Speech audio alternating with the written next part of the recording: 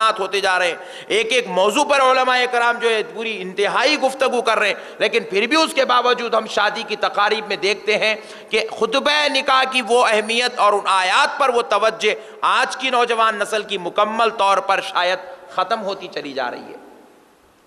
लेकिन आइए मुअज़्ज़िज़ सामीन कराम, वो खुतबा निकाह कोई मामूली खुतबा नहीं है। उन आयात पर और उसकी तफासिर पर अगर हम रोशनी डालेंगे तो हमको पता चलेगा अल्लाह इंसानियत को एक बेहतरीन कानून उस खुतबे के जरिए से अता फरमा रहा है। ऐसा कानून कि खुदा की कसम इस्लाम का वो कानून न दुनिया में कोई मजहब अज़दवाजी रिश्ते में पेश कर सकता है, न दुनिया का कोई कानून वैसा कानून पेश कर सकता है।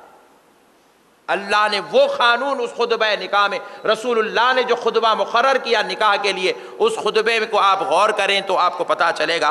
पहले हम एक बात पर रोशनी डाल लेते हैं। रसूल पाक सल्लल्लाहु ताला अलैहि वसल्लम ने जो खुतबा हमको अता फरमाया, जो अहादीस हमको अता फरमाई, अल्लाह ने रसूलुल्लाह के ज़रिए जो आयात मुबारक हमको अता फरमाई और खुतबा निकाह में जो आयात और अहादीस पढ़ी जाती है, उसमें एक हदीस पाक पर हम पहले रोशनी डालते हैं। रसूल आज़म सल्लल्लाहु अलैहि वसल्लम ने इरशाद फरमाया, अन निकाहु मिन सुन्नती। आका अलैहिस्सलाम फरमा रहे, निकाह मेरी सुन्नत है, निकाह मेरा तरीक़ा है, निकाह मेरे लोगों का तरीक़ा है। फिर उसके बाद आका अलैहिस्सलातु वस्सलाम आगे इरशाद फरमाते हैं, फमर रग़िबा अन सुन्नती फलैसा मिन्नी। जिसने मेरी सुन्नत से रग़बत तोड़ दी, जिसने मेरी सुन्नत को ना चाहा, जिसने मेरी सुन्नत को नहीं अपनाया, जिसने मेरी सुन्नत की खुरबत इख्तियार नहीं की, फलैसा मिन्नी, हुजूर फरमा रहे वो मुझ में से नहीं है, वो मेरा नहीं है। अल्लाहु अकबर। आप जरा गौर कीजिए, रसूल पाक सल्लल्लाहु अलैहि वसल्लम ने निकाह को कितनी अहमियत दी। पहले बताया निकाह को कोई मामूली बात मत समझो, निकाह मेरा तरीका है,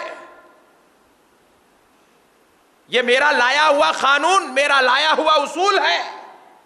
और फिर आगे फरमा रहे हैं कि जो मेरे इस कानून, जो मेरे इस तरीके से मोहब्बत नहीं करता, जो मेरे इस तरीके को इख्तियार नहीं करता, जो मेरे इस तरीके को जो है फॉलो नहीं करता, जो मेरी इस सुन्नत को एक्सेप्ट नहीं करता, तो सुन ले, फलैसा मिन्नी, वो मुझ में से नहीं है, वो मेरा उम्मती नहीं है, वो मेरा गुलाम नहीं है, वो मेरे इस्लाम से मुताल्लुक ही नहीं है उसका। अल्लाह अकबर। मुअज़्ज़िज़ सामीन इकराम, हमने पूछा या रसूल अल्लाह, आपने निकाह को इतनी ज़्यादा अहमियत देकर क्यों बयान फरमाई कि जो इसको छोड़ दे वो आपका नहीं है, जो निकाह को छोड़ दे वो आपका नहीं है, या रसूल अल्लाह आपने इसको इतनी अहमियत क्यों दी? तो बस खुलासतन एक जवाब सुन लें। आज दुनिया में मर्द और औरत के दरमियान जितने गुनाह कसरत पा रहे हैं, जितनी तबाही दुनिया के अंदर आज बर्बादी मच रही है मर्द और खातून के दरमियान, खुदा की कसम ये सिर्फ एक निकाह को मुश्किल कर देने की वजह से इतने सारे अजाबात में मुब्तला हो रहे हैं। सिर्फ एक निकाह को मुब्तला, एक निकाह को जिसने मुश्किल कर दिया, निकाह वाले एक अमल को जिस मुसलमान ने नौज़ बिल्लाह गंदगी या जो है बुराई के लपेट में डाल दिया, उसको एक अजाब और मुसीबत बना दिया, इसको एक मुश्किल मरहला बना दिया, उसकी एक गंदगी की वजह से आज सारा मुआशरा इस बर्बादी का सामान में लपेटता चला जा रहा है। अब देखिए, अगर किसी नौजवान के दिल में ख्याल आ रही है कि ख्याल आ रहा है मुझे इतना जहेज मिलेगा तो मैं शादी करूंगा, इतनी जोड़े की रकम मिलेंगी तो शादी करूंगा, ऐसी किस्म की लड़की मिलेंगी तो शादी करूंगा, रसूलुल्लाह फरमा रहे बदबख्ते, ये जहेज के लिए निकाह नहीं किया जाता, ये जादी जोड़े की रकम के लिए निकाह नहीं किया जाता, ये खूबसूरती को पाने के लिए निकाह नहीं किया जाता।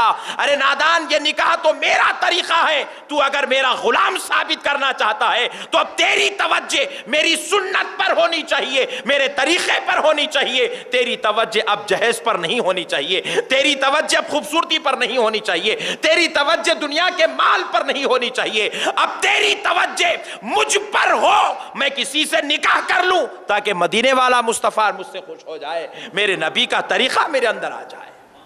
नबी पर नजर रखने का हुक्म फरमाया गया। हम निकाह के वक्त इंसान पर नजर रखते हैं, खूबसूरती हमारी तवज्जो बनी हुई है, माल और दौलत जोड़े की रकम हमारी तवज्जो बनी है। इसीलिए मिशकात शरीफ की पहली हदीस है, रसूल पाक सल्लल्लाहु अलैहि वसल्लम ने इरशाद फरमाया, इंसान जो कोई अमल जिस नीयत से करता है उसको उस अमल का वही बदला दिया जाता है। मिसाल के तौर पर रसूलुल्लाह इरशाद फरमाते हैं, किसी ने जिहाद किया, नीयत ये थी कि मैं गाजी कहलाऊं। रसूलुल्लाह फरमाते हैं जिहाद किया, जिस्म के ऊपर जख्म आए, जिस्म जख्मी हो गया, हत्ता कि वो शहीद भी हो गया, बरोज़े महशर अल्लाह रब्बुल इज़्ज़त उसको उठाएगा। जिहाद से बड़ा भी कोई अमल है दुनिया में? आप बताएं भाई। अल्लाह की राह में गर्दन कटवा दिया, बीवी बच्चों खानदान कबीलों रिश्तेदारों अजीजों को यहां छोड़ दिया और खुद जाकर शहीद हो गया, इससे बड़ा अमल इस दुनिया में कुछ नहीं है। रसूलुल्लाह फरमा रहे हैं कि बरोज़े महशर अल्लाह उस शहीद को उसकी कब्र से उठाएगा, खून उसका जिस्म पर लगा हुआ होगा, वही शहीद जिस कपड़ों में हुआ वही कपड़ों से उठाया जाएगा। अल्लाह रब्बुल इज़्ज़त से अर्ज करेगा, अल्लाह पूछेगा उससे, बता तू मेरे दरबार में किस हाल में आया? वो अर्ज करेगा, अल्लाह मैं शहीद होकर आया। रसूलुल्लाह सल्लल्लाहु अलैहि वसल्लम फरमाते हैं, वो अर्ज करेगा, अल्लाह मैं तेरे दरबार में तेरी शहीद होकर आया, तेरी राह में लड़ के इस्लाम की दिफा के लिए लड़ता हुआ आया। अल्लाह रब्बुल इज़्ज़त फरमाएगा, तू कज़्ज़ाब है, तू झूठा है, तू झूठ बोल रहा है। अल्लाह अकबर।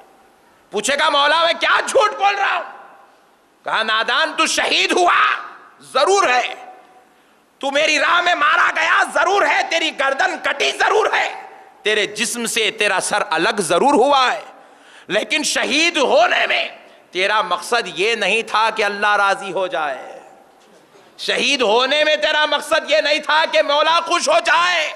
शहीद होने में तेरा मकसद ये नहीं था कि इस्लाम का झंडा सारे झंडों में सबसे अफजल आला दर्जे पर चला जाए, बल्कि तेरा मकसद ये था कि तेरी शहादत के बाद लोग तुझे शहीद शहीद कहकर पुकारे, तेरे घर पर शहीद नाम की तख्ती लग जाए, लोग तेरी औलाद को शहीद का बेटा कह के याद करे, लोग तेरी बीवी को शहीद की बीवी कहकर पूछे, देख तेरे मरने के बाद तेरे घर पे शहीद नाम की तख्ती भी लग गई, तेरी नीयत थी लोग तुझे शहीद बोले, तेरी शहादत के बाद तुझको जो है शहीद शहीद कहकर पुकारा गया, तेरे नाम के साथ शहीद लगाया गया, तेरी औलाद के नाम के साथ शहीद लगाया गया। तेरी जो नीयत थी वो दुनिया के हद तक थी, दुनिया में पूरी हो गई, अब निकल जा हमारे दरबार से, यहां तुझे कुछ मिलने वाला नहीं है। अल्लाह अकबर। अल्लाह फरिश्तों को हुक्म देगा, हदीस पाक है, मैं अपनी बात नहीं सुना रहा हूं, हदीस है, अल्लाह हुक्म देगा। रसूल पाक अलैहिस्सलाम फरमाते, अल्लाह हुक्म देगा, इसको नाक के बल घसीटते हुए दोज़ख में फेंक दो। अल्लाह। पता क्या चला? अमल चाहे कितना ही बड़ा क्यों ना हो, नीयत दुरुस्त नहीं है तो अमल बेकार है। आज हमारा नौजवान निकाह कर रहा है, कई लोग हमसे मिलते हैं, बोले मौलाना अगर 5 लाख वो माँ बाप देने को तैयार है तो मैं निकाह कर लूंगा।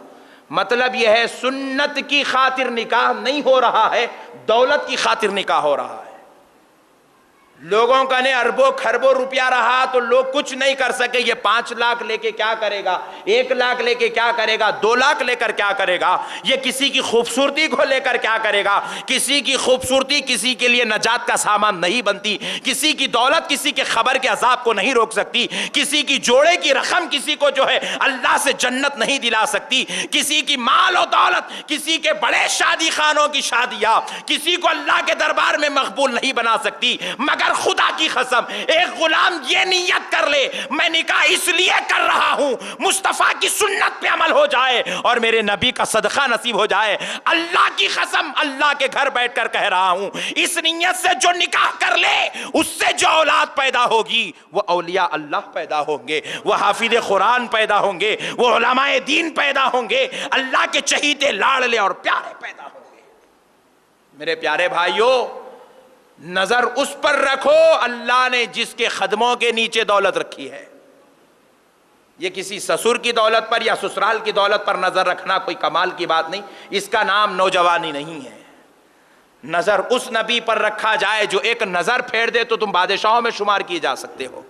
नबी की अगर एक नजर हो जाए तो तुम कहां से कहां जा सकते हो, किधर से किधर जा सकते हो।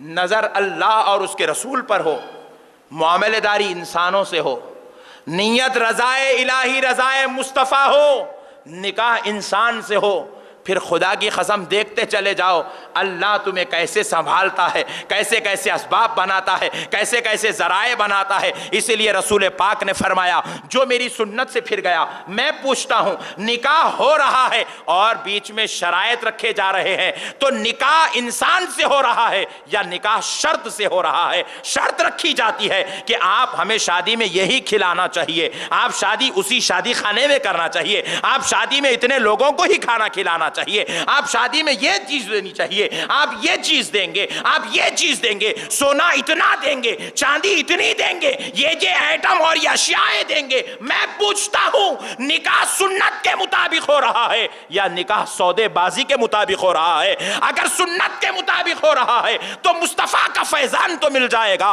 लेकिन आज जो निकाह हो रहा है, इसीलिए मुस्तफा ने फरमाया जो निकाह को सौदेबाजी कर ले, जो निकाह को कारोबार बना ले, जो निकाह को दौलत के असबाब और जराए बना ले, फलैसा मिन्नी, वो मुझमें से हो ही नहीं सकता, वो मेरा गुलाम नहीं है। जो किसी और से पैसे मांग कर निकाह कर ले, जो किसी और से जोड़े की रकम मांग ले, वो मेरा गुलाम नहीं है।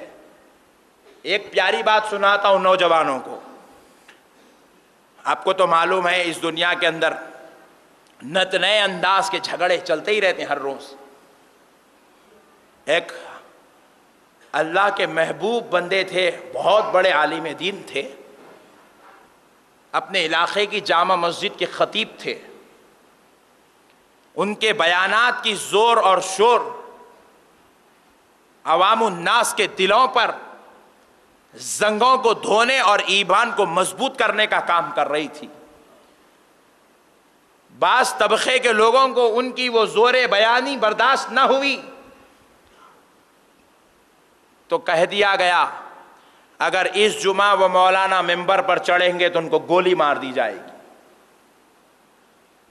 मौलाना को इत्तला हुई 2 दिन पहले कि आपको जुमा के दिन गोली मारने वाले हैं, आप जुमा मत आइए, जुमा मत आइए, जुमा मत आइए। मौलाना बोले कौन मुझे गोली मारेगा, मैं अपना तहफ़्फ़ुज़ खुद करूँगा। तहफ़्फ़ुज़ की नीयत से एक छोटी पिस्तौल जेब में रख ले के वो भी जुम्मा के मैदान में आ गए। अब उनके शाख देखे कि अब हमारे हजरत के साथ कोई बदतरीन सुलूक होने वाला है, बड़ी सिक्योरिटी और बॉडीगार्ड्स पूरे जो है मजबूती के साथ खड़े। मौलाना जुमा पढ़ाए, कोई भी नहीं मारा, खाली डरा के छोड़ दिया, चला गया, किस्सा ख़त्म, जुम्मा हो गया, रात में सो गए। रसूल पाक सल्लल्लाहु अलैहि वसल्लम वो महबूब के ख्वाब तशरीफ़ लाए। सरकार तशरीफ़ ला के फरमाते हैं क्या आपने आज खुतबे निकाह में हमारे मिंबर पर बंदूक जेब में रख के खड़ी थी? क्या आपको हमारी ज़ात पे भरोसा नहीं था? अल्लाह अल्लाह, क्या हमारी हिफाजत पे आपको भरोसा नहीं था? क्या आपको यकीन नहीं था आप जिस नबी की मोहब्बत में लड़ रहे हैं वो नबी आपके साथ है? क्या आपको यकीन नहीं था जिस खुदा की वहदानियत का डंका आप बजा रहे हैं वो खुदा आपके साथ है? जब अल्लाह और उसका रसूल आपके साथ था तो आपको गैरों की मदद लेने की क्या ज़रूरत थी? अल्लाह अल्लाह, बिला तशबीह और बिला तमसील है नौजवानों, थोड़ी देर के लिए सोचो, तुम किसी से 2 लाख 4 लाख 6 लाख 10 लाख भी लोगे तो क्या कर सकोगे? अजी 10 लाख भी लोगे तो तुम्हें वही 3 टाइम खाना है, 1 करोड़ भी लोगे तो वही 3 टाइम खाना है। और अगर नहीं लोगे मुस्तफ़ा पर अगर अकीदा और भरोसा रख के देखो, खुदा की कसम तुम जहाँ कारोबार के लिए कदम रखोगे अल्लाह वहाँ से बरकत अता फरमाएगा। गैर के माल पे भरोसा रखना कमाल नहीं है मेरे भाई। जिसके सदक़े में आप पैदा हुए, जवान हुए, शादी के लायक हुए, उस खुदा और उस नबी के ज़ात पर, उनके वसीले पर भरोसा रखना कमाल की बात है। अब तक इतनों में से, हम में से करोड़ों लोगों ने जोड़े की रकम ली। किसी ने 5 लाख ली, किसी ने 2 लाख ली, किसी ने 4 लाख ली, 1 लाख ली। एक तो भी बताओ जो जोड़े की रकम के बलबूते पे अमीर हुआ। एक तो बताओ जो जोड़े की रकम के बलबूते पे सही सेटल हो गया, कारोबार से लग गया, तिजारत से लग गया। एक भी आप नहीं बता सकते। अजी जो सेट होता है वो अल्लाह के फजल पे होता है, जोड़े की रकम पे नहीं होता मेरे भाई। और अल्लाह का फजल कहां होता है? जब निकाह को सुन्नत समझ के किया जाए तो फजल होता है। अगर निकाह के साथ सौदेबाजी की जाए तो अल्लाह का अजाब होता है। वैसे लोगों के पास औलाद भी सही नहीं होती, वैसे लोगों के घर में फरमाबरदार औलाद नहीं होती, वैसे लोगों के घर राहत पहुंचाने वाली, अल्लाह को सजदे इबादत करने वाली औलाद नहीं होती। जो लोग असबाब पर नजर रखते हैं वो असबाब के गुलाम बन के दुनिया से चले जाते हैं, लेकिन जिसकी नजर असल पे होती है, असल उनको दुनिया में भी फजल फरमाती है, आखिरत में भी फजल फरमाती है। इसलिए आका अलैहिस्सलाम ने फरमाया, जिसने मेरे तरीका, और हुजूर का तरीका क्या है? जोड़े की रकम लेना हुजूर का तरीका नहीं है, हुस्न जमाल और खूबसूरती को देखना हुजूर का तरीका नहीं है। अल्लाह माफ करे, आपके घरों में अगर आपके रिश्तों में ऐसा हो रहा है नौजवान भाइयों, तो अल्लाह के वास्ते अपने अम्मी को रोको। अपने आपकी बहनें या आपकी भाभी अगर ऐसा हरकत कर रही है तो आपके लिए आप उनको रोको। हूर जैसी बच्चियां घरों में बैठी है, हमारी माएँ और बहनें जाती है और उनको देखती है, वापिस आती है घर को। खैर किसी के घर में कोई रिफ्रेशमेंट कर ले, खाना खा ले तो कोई बुरी बात नहीं है, बहुत अच्छी बात है। आप अगर किसी के घर में खाना खाते हैं तो उसकी बरकत से अल्लाह उसके घर में और सदका और खैरात अता फरमाता है, और बरकतें होती है। आप किसी के घर जाके खाना खाए, कोई बुरी बात नहीं, अच्छा करे। रोज़ाना हर एक के घर में जाके खाते रहिए, जिसके घर में जितने मेहमान आएंगे उतनी बरकत बढ़ती चली जाएगी। लेकिन अफसोस की बात यह, जब वापिस आते हैं पूछते हैं क्या हुआ, माशाल्लाह वो हूर परी आपको नजर आई, पसंद आई कि नहीं आई? सब अच्छा है, 2 इंच कम है बोले। सब अच्छा है, बाल छोटे हैं, बाल से शादी हो रही है? नहीं, 2 इंच से शादी हो रही है। सब अच्छा है, लेकिन बच्ची खाली इंटर पढ़ी हुई, डिग्री होती तो अच्छा था, तो शादी डिग्री से हो रही है। तवज्जो कहां है हमारी? हम किधर जा रहे हैं? हम कौन हैं? ये शादियों में बालों को देखना, शादियों में लोगों की बच्चियों की हाइट को देखना, शादियों और रिश्तेदारियों के मामलात में जो है इंसान के पास जाएं और इंसान के अंदर नौज बिल्ला उसकी डिग्रियों को देखें, ये मुसलमान का नहीं, ये यहूदी का तरीका है, ये ईसाई का तरीका है, ये मजूसियों, मुशरिकों और काफिरों का तरीका है, मुसलमान का तरीका नहीं हो सकता। मैं एक बात पूछता हूं, आज अगर हमारे घर में मिसाल के तौर पर 6 फीट की लड़की चाहिए थी, 5 फीट की आई, तो क्या मेरे भाई वो 5 फीट वाली इंसान नहीं है? क्या वो 5 फीट वाली से अल्लाह जो औलाद दे रहा है, ऐसा है क्या 6 फीट वाली को सोने वाला लड़का पैदा होता है, 5 फीट वाली को चमड़े वाला लड़का पैदा होता है? ऐसा कोई कानून है क्या? क्या ऐसा कहीं लिखा हुआ है? अल्लाह ने फरमाया बाल कम है तो बीमारियां ज्यादा होते हैं, बाल अच्छे हो तो पूरा खानदान, पूरे ससुराल वालों को मौत नहीं आती? ऐसा कोई रिश्ता अल्लाह ने कानून बनाया है? कहां मुसलमान की अकल जाके पड़ गई, जबकि हमारे अंदर 1 करोड़ ऐब पड़े हुए हैं और हम नौज़बिल्लाह अपने ऐबों को छोड़ दिए। आप जाकर किसी की लड़की के ताल्लुक से ये कह रहे हो 2 इंच कम है, तो खुदा की कसम सुनो, तुमने किसी के बाल के कम होने का ऐब निकाला या उसकी हाइट के कम होने का ऐब निकाला, वो इंसान अपने इख्तियार से हाइट लेकर या बाल लेकर या हुस्न लेकर या जमाल लेकर या काला रंग लेके पैदा नहीं होता, उसको उसके रब ने पैदा किया, तुमने उसको नहीं। रब की खिलकत में तुमने ऐब निकाला है, रब के पैदा करने में तुमने ऐब निकाला है। अब जो रब को ऐब निकाले, बताओ क्या उसके घर फजल हो सकता है? क्या उसके घर शादी हो जाए तो अल्लाह का करम हो सकता है? क्या उसके घर कोई बहू आ जाए और फिर खैर की बात हो, क्या ऐसा हो सकता है? जो 50 लड़कियां देखे और 51 लड़की लाए फिर वो डोरी केस ना करे, क्या ऐसा हो सकता है? मेरे भाइयों, अल्लाह के वास्ते अल्लाह के बंदों में ऐब निकालना छोड़ो। आज मर्द हजरात तो ऐसा नहीं करते हैं, ये हमारी माएँ और बहनें बहुत करती हैं, ये औरतों को काम कुछ नहीं रहता है, जाते हैं लोगों के घर में ऐब निकालते हैं, लोगों की बेटियों में ऐब निकालते हैं। मेरे प्यारे भाई, आज ज़रा हमें अल्लाह और उसके रसूल की तरफ, दीन की तरफ रग़बत करने की शदीद ज़रूरत है, इस्लाम को समझने की ज़रूरत है। आओ मैं एक प्यारी सी बात आपको सुनाता हूँ। मेरे प्यारे आका रहमत वाले नबी सल्लल्लाहु अलैहि वसल्लम के पास एक खातून आती है, आकर पूछती है, या रसूल अल्लाह, मैं अपने बेटे का रिश्ता फलां लड़की से करना चाहती हूँ, आका अगर आप इजाज़त दे दें, आप अगर इजाज़त मरहमत फरमा दें तो या रसूल अल्लाह मैं अपने लड़के का रिश्ता उस लड़की से कर लूँगी। सहाबा की तबीयत ही मशवरा करते थे। आका नामदार मदनी ताजदार अलैहिस्सलाम जानते थे वो फलां सहाबी की बेटी है, सहाबी को भी जानते हैं, सहाबी के घर को जानते हैं, और नबी आलिमुल गैब है, हर बात जानते हैं। नबी ने ये नहीं फरमाया वो लड़की अच्छी है जाओ तुम कर लो। बल्कि प्यारे मुस्तफ़ा ने उसूल दिया दुनिया को। आका अलैहिस्सलाम ने फरमाया, तुम उस लड़की से रिश्ता करना चाहती हो तो पहले देखो वो लड़की की सीरत कैसी है।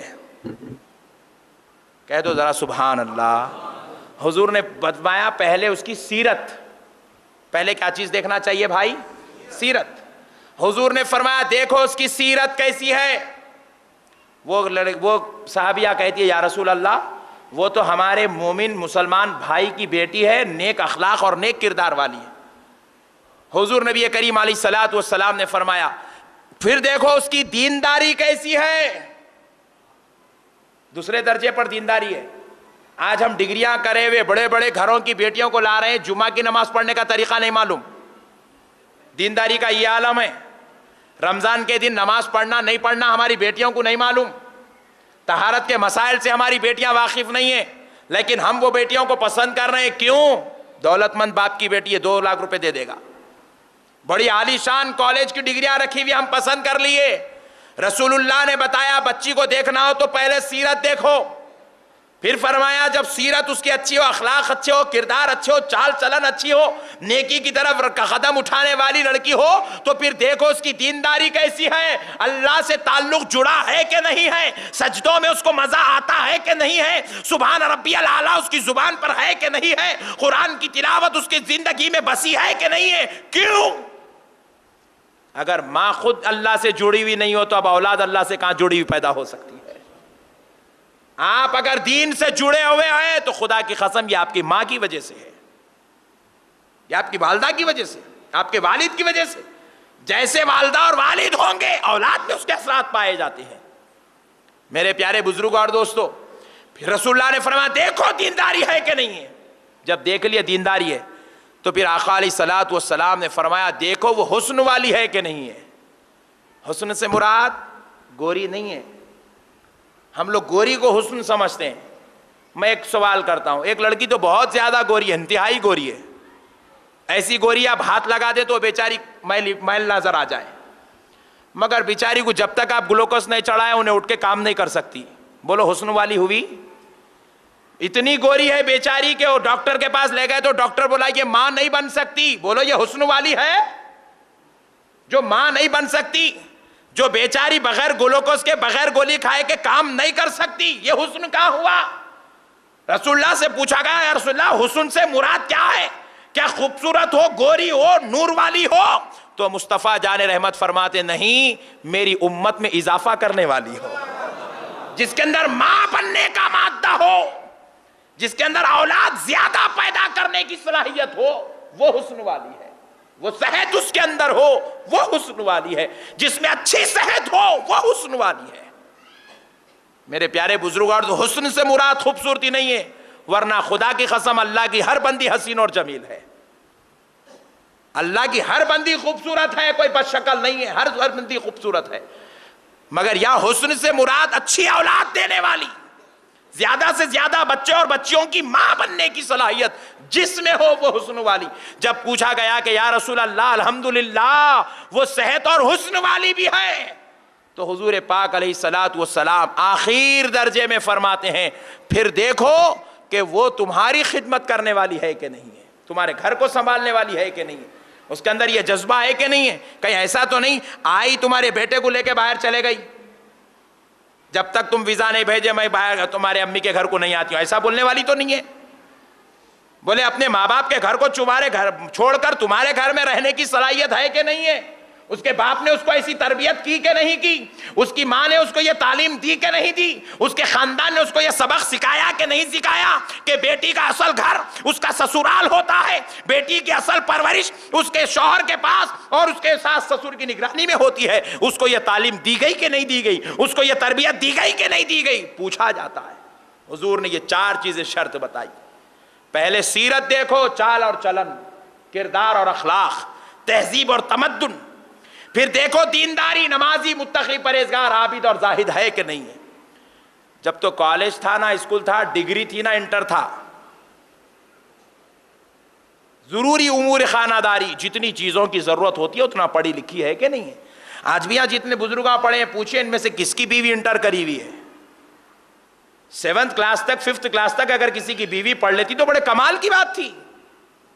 ये आजकल के नौजवान बच्चे हैं जिनकी बीवियां अल्हम्दुलिल्लाह इंटर पढ़ी हुई हैं, डिग्रियां की हुई है, मास्टर डिग्री रखती है। लेकिन मेरे प्यारे भाई, पहले तो ऐसा नहीं था। हमारी अपनी माओ के बारे में हम सोचे, हमारी माएँ कोई डिग्रियां की हुई नहीं थी, हमारी माओ ने तो कॉलेज की सूरत भी नहीं देखी, हमारी माओ ने 10th का एग्जाम भी नहीं लिखा था। लेकिन खुदा की कसम उनके घर में उलमा, हुफ्फाज, अल्लाह वाली औलाद पैदा हो रही थी। तवज्जो उस पर थी, दीनदार है कि नहीं। हमारी माँ ने कॉलेज को तो नहीं गया, लेकिन खुदा की कसम तहज्जुद गुजार जरूर थी। हमारी माँ जो है लोगों के घरों के हालात और गंदगियां बुराइयों से बची हुई थी और अपने शौहरों के लिए जान कुर्बान करने वाली, उनकी अज़ियतों और तकलीफों को बर्दाश्त करने का मादा उनके अंदर जरूर था। उनके वालिदैन ने उनको यह तरबियत दी थी। आज क्या हो गया, आज बेटियों की तरबियत गलत हो रही है। बाप खुद अपनी बेटी से कहता है, बेटी जब तक सब्र कर सकती है कर ले, जिस दिन तेरा सब्र खत्म तू आ जा, मैं जो है मैं देख लूंगा उन्हें। अब रहती उन्हें घर में। मेरे प्यारे भाई, ये गलत तरबियत, रसूलुल्लाह ने इसी तरबियत से मना फरमाया, कभी पसंद नहीं फरमाया। इसीलिए आका अलैहिस्सलाम फरमाते अन निकाह मिन सुन्नती, निकाह मेरी सुन्नत है, मेरा तरीका है। ये निकाह के जो उसूलूब है ये मैंने बनाए, ये शरीयत तुमको मैं ला कर दे रहा हूं, ये तरीका तुमको मैं दे रहा हूं, ये कानून मैं दे रहा हूं। जो इस कानून के अंदर गंदगी पैदा कर देगा फलैसा मिन्नी, वो मुझ में से नहीं है, वो मेरा उम्मत ही नहीं है, वो मेरा गुलाम ही नहीं है। फिर उसके बाद देखें आज के मुआशरे के अंदर इस सुन्नत को किस गंदगी के साथ तोड़ा जा रहा है। बाज हमारे नौजवान भाइयों को कहते हैं माशाल्लाह उम्र 28 साल हो गई, 30 साल हो गई, अब तक भी शादी नहीं, अभी भी अपने आप को छोटा बच्चा समझते हैं। पूछा गया भाई क्या बात है, आपने अभी माशाल्लाह 28 साल के हो गए, 30 साल के हो गए, अभी आप शादी नहीं कर लेते? तो हमारे नौजवान दोस्त जवाब देते हैं अभी क्या मुल साहब, ज़रा सेट हो जाए तो शादी कर लेंगे। अभी कब सेट होता मेरे भाई, सेट होते होते फिट हो गया तो मुश्किल ना भाई, नहीं अभी कब सेट होते हैं। 14 साल की उम्र तक आपको सेट होने का था, इसलिए 10th का एग्जाम 14 में खलास, वहाँ के बाद सेटिंग शुरू होना आपकी। आप इंटर डिग्री में आए तक 18-19 साल तक आप सेट हो जाना, 20 साल 21 साल में आपकी शादी हो जाना, कानून नहीं है। 28 साल हो गए, 30 साल हो गए, अभी सेटिंग चली रही है, सेट होता ही नहीं बेचारा। लेकिन इस्लाम ने सेट होने का एक तरीका बतलाया। एक बात याद रख लें, बड़ी जामे बात अर्ज कर रहा हूं, आप किसी मौलाना साहब से सुने या न सुने, किसी आलिम ने आपको बताया नहीं मालूम, मगर मैं बड़ी जामे बात अर्ज कर रहा हूं, हदीस और कुरान का निचोड़ बता रहा हूं। निकाह और दौलत दोनों एक दूसरे की जिद है, यह पॉइंट याद रख लें। निकाह अगर धूप है तो दौलत छांव है। बाज लोग सोचते हैं पहले मैं दौलत जमा कर लूंगा उसके बाद निकाह करूंगा, यह बिल्कुल गलत है, ऐसा हो ही नहीं सकता। सहाबी हुजूर सल्लल्लाहु अलैहि वसल्लम के दरबार में तशरीफ लाए और आकर अर्ज करने लगे या रसूल अल्लाह, मैं बड़ा मुफलिस हूं, परेशान हाल हूं, बड़ी मुसीबत में फंसा हुआ हूं, कारोबार करता हूं सेट नहीं होता, मुलाजिमत पे जाता हूं, जाती तिजारत किया सेट नहीं हुआ, मुलाजिमत के लिए जाता हूं, या रसूल अल्लाह मुलाजिमत में जो तनख्वाह मिलती है बरकत नहीं है, जमाइच नहीं करा तो शादी कहां से कर सकूंगा। तो हुजूर सल्लल्लाहु अलैहि वसल्लम मुस्कुराए, सहाबी क्या अर्ज करने लगे या रसूल अल्लाह मैं परेशान हाल हूं, मुफलिस हूं, मुफलिसी छाई हुई है मुझ पर, बरकत नहीं है दौलत में। रसूल आजम सल्लल्लाहु अलैहि वसल्लम ने फरमाया निकाह कर लो, अल्लाह तुम्हारी मुफलिसी को दूर कर देगा। कह दो सुभान अल्लाह। यहां दौलत नहीं है, एक का खाना मुश्किल चल रहा, एक कुछ 3 टाइम बराबर रोटी नहीं मिल रही, बल्कि शिकायत रसूलुल्लाह के पास आई, उन्होंने सोचे सरकार कौन सी तो भी तावीज़ देते होंगे, कुछ तो भी नींबू पढ़ के देते होंगे, कुछ तो भी नारियल देते होंगे, सरकार मैं लेके जाके घर में रख लूंगा, तकिए के नीचे रख के सो जाऊंगा, तावीज़ गले में तो डंड पे बन लूंगा, काम को जाऊंगा, बरकत होंगी, ये सोचते होंगे। लेकिन कुर्बान जाओ, वो तावीज़ा देने वाला नबी नहीं था, वो तो सिराते मुस्तकीम बताने वाला नबी था।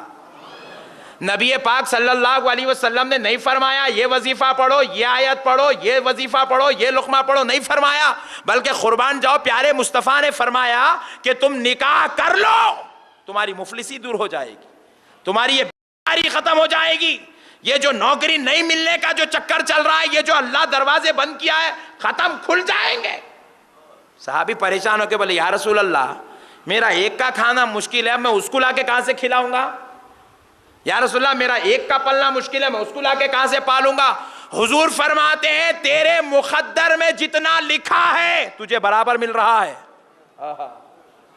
तेरे मुकद्दर में जितना लिखा है उतना बराबर मिल रहा है। तेरे घर में और एक आ जाए, हो सकता है उसके मुकद्दर में इजाफा हो तो तुझको भी नसीब हो जाएगा, उसके मुकद्दर का सदका तुझको भी मिल जाएगा।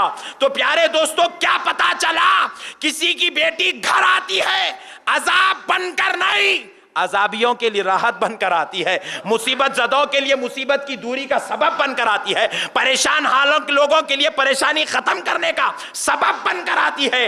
इसीलिए मुस्तफ़ा फरमाते हैं बेटा अगर हो तो उसमें खैर भी हो सकता है और बेबरकती भी हो सकती है, लेकिन अल्लाह ने बेटी को सिर्फ बरकत बनाकर पैदा किया है, उसमें शर नहीं रखा।